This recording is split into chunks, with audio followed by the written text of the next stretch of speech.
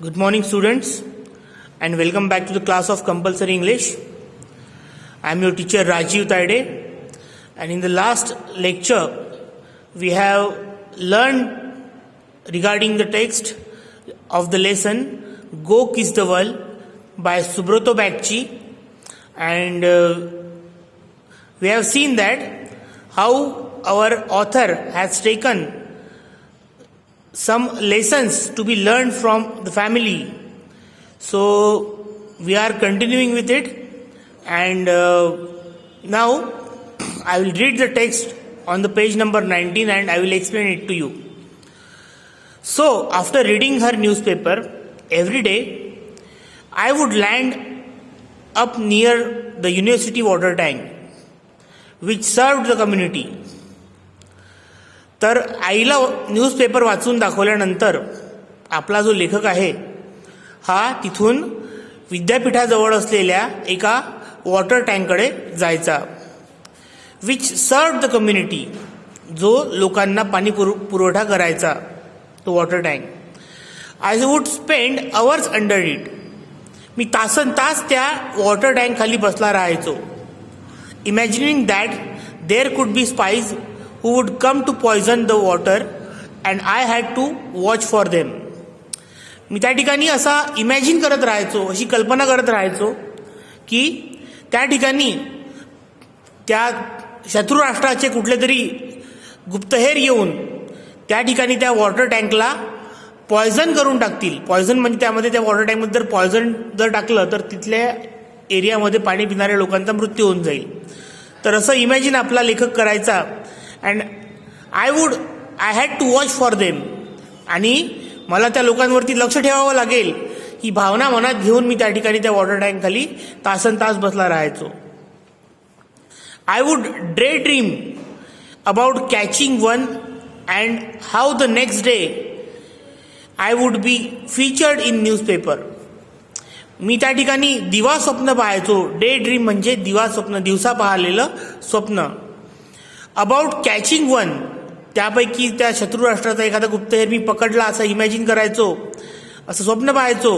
आणि नंतर दुसऱ्या दिवशी वृत्तपत्रांमध्ये मला कशा प्रकारे प्रकाशित किंवा एक्सपोजर मिळेल अशा प्रकारचं इमॅजिनेशन आपला लेखक त्या ठिकाणी करत होता. Unfortunately for me, the spies at war ignored the sleepy town of Bhubaneswar and I never got a chance to catch one in action.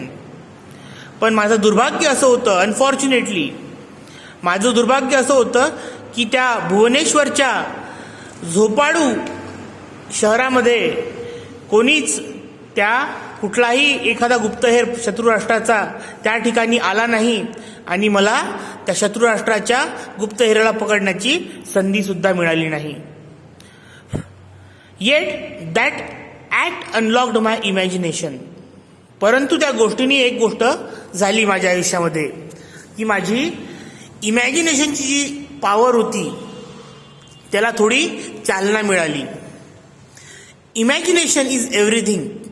Imagination सर्व काही आहे.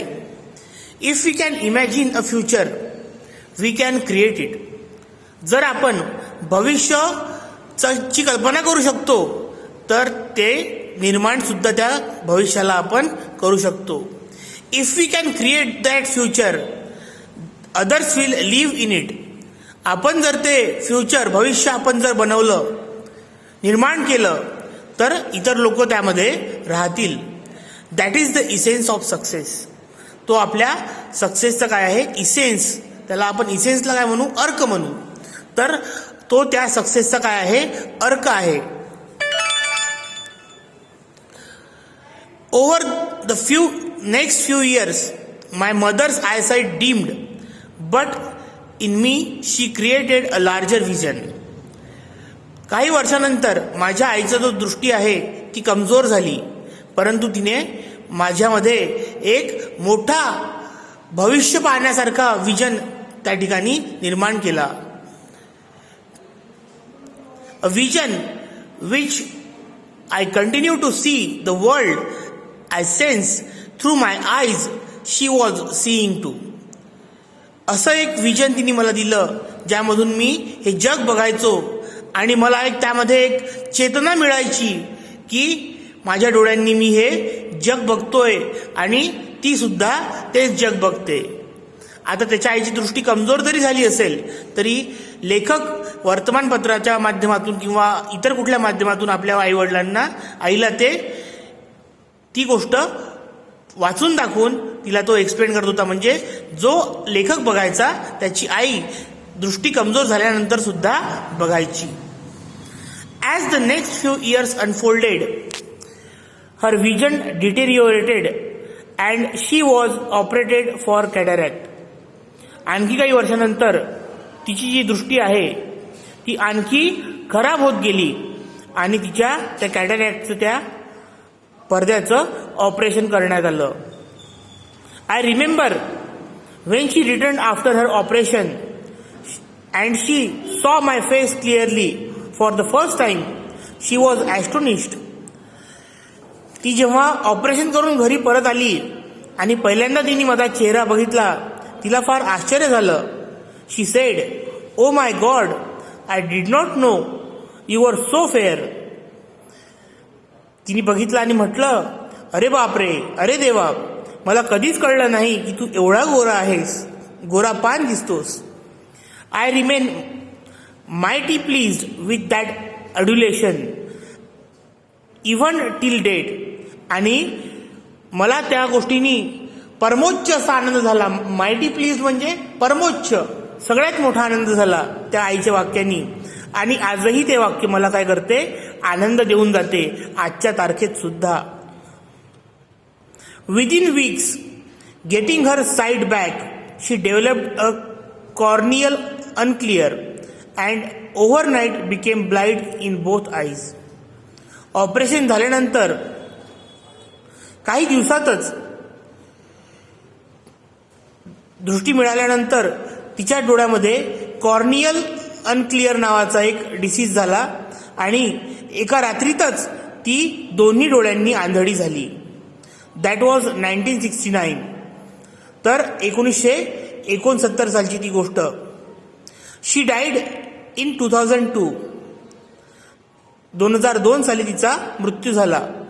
In all those 32 years of living with blindness she never complained about her fate even once. 32 वर्ष ती आंधळेपणाने जगली, परंतु त्या 32 वर्षांमध्ये तिने एकदा सुद्धा तक्रार केली नाही की माझं नशीब खराब आहे. क्युरियस टू नो व्हॉट शी सॉ विथ ब्लाइंड आईज. मला हे नक्की एक त्याबद्दल क्युरिओसिटी असायची, जिज्ञासा असायची की त्या आंधळ्या डोळ्यांनी ती काय पाहायचं असेल नेमकी. I asked her once if she sees darkness. मी तिला एकदा कुतूहलाने विचारलं, आई तुला अंधार दिसतो का? She replied, no, I do not see darkness. नाही, मला काळोख दिसत नाही. I only see light even with my eyes closed. मी डोळे बंद केल्यानंतर सुद्धा मला फक्त प्रकाशच दिसतो. Until she was 80 years of age she did her morning yoga every day. 80 वर्षाची होईपर्यंत ती तिचा सकाळी योगा करायचा वेळ कधीच चुकवायची नाही. ती रोज योगा करायची.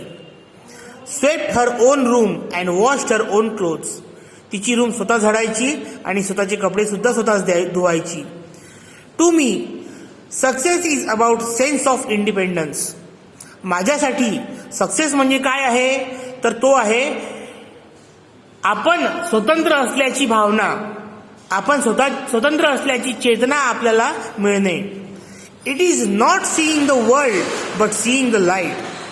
हे जग बघण्यासाठी नाही, तर ते काय बघण्यासाठी आहे, प्रकाश, आपल्या आयुष्यामध्ये असलेला उजेड. Over the many intervening years, I grew up, studied, joined the industry and began to carve my life's own journey.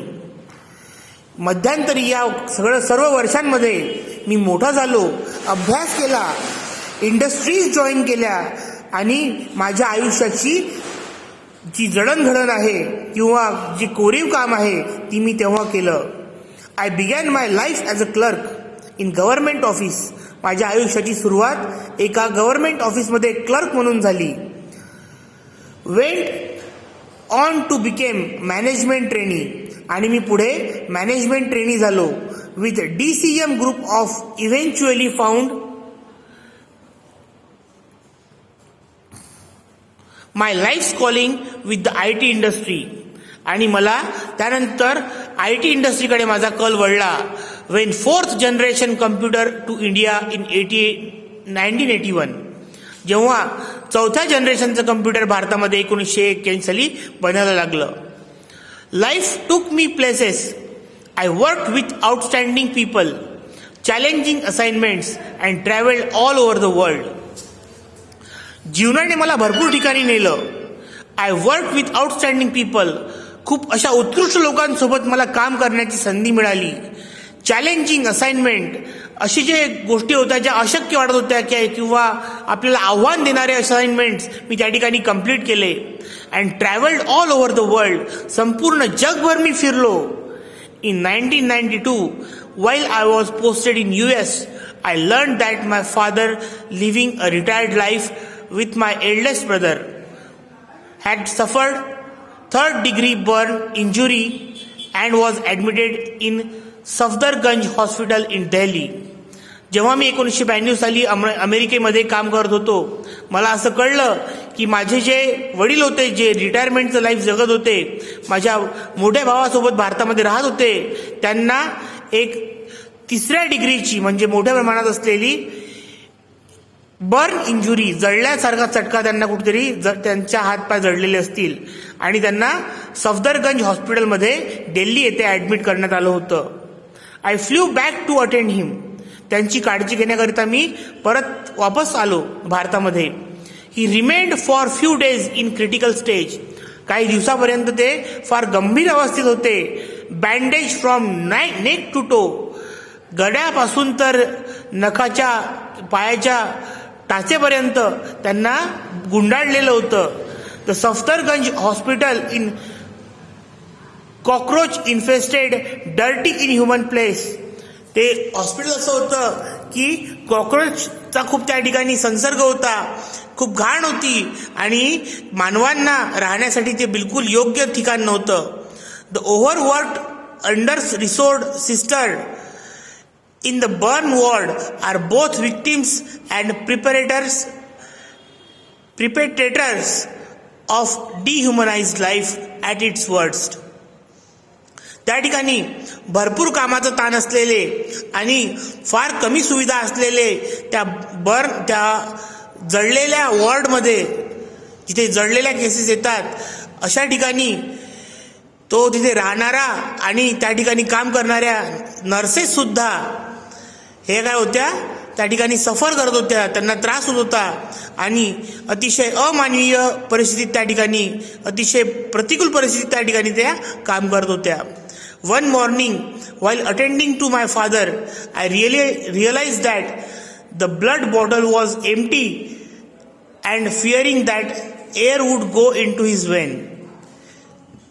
एका सकाळी मी उठलो आणि बघितलं की माझ्या वडिलांना खाली रक्ताची बाटली लावलेली होती आणि मला असं वाटलं की ती त्यामधला आता हवा सुद्धा त्यांच्या नसांमध्ये जाईल. I asked the attending nurse to change it, मी त्या ठिकाणी काळजी घेणाऱ्या त्या सेविकेला विचारलं की ते बदलून घे. She bluntly told me to do it myself, ती अतिशय निर्दयीपणाने मला म्हणाली स्वतःच करून घ्या. In that horrible theatre of death I was in pain and frustration and अँगर. त्या ठिकाणी त्या मृत्यूच्या नाट्यगृहात मी त्या ठिकाणी खूप जास्त दुःखी होतो, चिंताग्रस्त होतो आणि त्या ठिकाणी मला राग सुद्धा आलेला होता. Finally when she relented and came, my father open his eyes and murmured to her. जेव्हा त्या ठिकाणी माझ्याकडे बघून ती आली आणि तिने ते चेंज केलं, त्या ठिकाणी माझ्या वडिलांनी डोळे उघडले आणि ते तिला पुटपुटले. Why have you not gone home yet, तू आतापर्यंत घरी का गेली नाहीस. Here was a man on his death bed but more concern about the overwork nurse than his own state. आणि त्या ठिकाणी तो मृत्यूशय्येवर पडलेला व्यक्ती त्या ठिकाणी स्वतःबद्दल काळजी न करता त्या ठिकाणी त्या अति ताणाने काम केलेल्या किंवा अतिशय काम केलेल्या त्या नर्सला, त्या सेविकेला ते म्हणाले की बा तू आतापर्यंत घरी का गेली नाहीस. आपल्या परिस्थितीची काळजी न करता माझ्या वडिलांनी ते वाक्य त्या परिचारिकेला म्हटलं. I was stunned at his stoic self. त्यांच्याकडे त्या उद्देशाने बघून त्यांच्या या वाक्याकडे बघून मी अगदी निस्तब्ध झालो आणि अगदी त्या ठिकाणी माझं शब्द हरवले, भानही हरवलं. There I learn that there is no limit to how concern you can be for another human being. त्या ठिकाणी मला कळलेला तो जो एक धडा होता तो असा होता की तुम्ही तुमच्यासोबत असलेल्या लोकांबद्दल किती कन्सर्न आहात. कन्सर्न म्हणजे निगडीत, तुम्हाला त्यांची किती काळजी आहे, हे एक फार महत्त्वाची एक गोष्ट त्या ठिकाणी माझ्या वडिलांनी मला शिकवली. Concern you can be for another human being and what the limit of inclusion is you can create. आणि किती लिमिटपर्यंत तुम्ही त्यांच्याबद्दल विचार करू शकता, तर याचं ते एक उदाहरण होतं. My father died the next day. दुसऱ्या दिवशी माझ्या वडिलांचा मृत्यू झाला. He was a man whose success was defined by his principle. तो असा व्यक्ती होता की ज्यांच्यासाठी सक्सेस म्हणजे त्यांची तत्त्व होती. हिज फ्रुगॅलिटी, त्यांचा निर्भीडपणा होता. हिज युनिव्हर्सॅलिझम, त्यांचा वैश्विकवाद होता. And his sense of inclusion, त्यांचा दुसऱ्याबद्दल विचार करण्याची जी शक्ती होती तो होता. Above all he taught me that success is your ability to rise above your discomfort. त्यांनी मला शिकवलं की तुमच्या डिस्कम्फर्ट म्हणजे ज्या ठिकाणी तुम्हाला त्रास होतोय त्या त्रासामधून बाहेर येऊन काहीतरी करणं, तर हे सक्सेसची स्टोरी व्याख्या त्यांच्याकडून मी शिकलो. What ever may be your current state, तुमची आताची स्थिती काहीही असो, परंतु त्या स्थितीमधून, त्या त्रासामधून वर येऊन तुम्ही काहीतरी चांगलं समाजासाठी केलं पाहिजे, ही त्यांची शिकवण. You can if you want, तुम्ही करू शकता जर तुम्हाला खरंच करायची इच्छा असेल तर. Raise your consciousness above your immediate surroundings. तुमच्या आजूबाजूच्या भोवतालच्या परिस्थितीपासून पेक्षा तुमचा जो सतसत विवेक बुद्धी आहे तिला थोडंसं त्यावरती मात करायला लावा आपल्या परिस्थितीवर, आणि त्यानंतरच तुम्ही अशा प्रकारचं काम करू शकता. Success is not about building material comforts. यश हे नाही आहे की तुम्ही किती फ्रीज घरामध्ये आहे, किती महाग तुमच्याकडे AC आहे, किती महाग तुमच्याकडे कार आहे, याला आपण मटेरियल थिंग्स म्हणतो, मटेरियल कम्फर्ट्स म्हणतो. तर त्यावरही तुमचं यश अवलंबून नाही. The transistor that he never कुड by or the house that he never on.